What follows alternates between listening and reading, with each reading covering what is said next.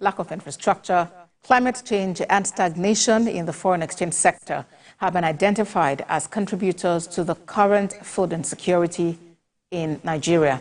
Uloma Onyemachi reports.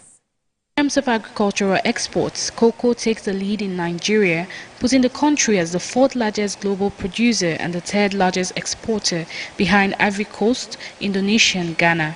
Since the 1950s, this crop has been pivotal to Nigeria's foreign exchange earnings. Delving into the 21st century cocoa production landscape, the founder of the International Cocoa Diplomacy highlights the crop's significant economic contribution while acknowledging the sector's enduring challenges. With all these security issues, I'm not talking about food security now, I'm talking about human security, because for you to be able to exploit your land, you need the human resources, you need the manpower.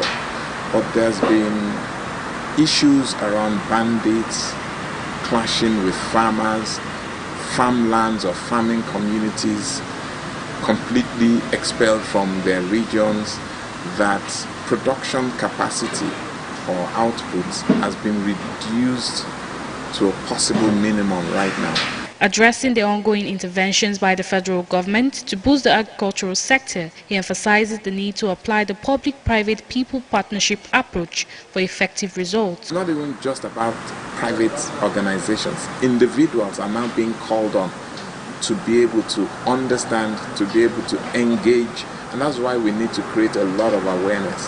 What we are doing is privately driven. It's an initiative that's been driven strictly by us, by the private sector, and also by communities, by individuals, by who you would call poor farmers.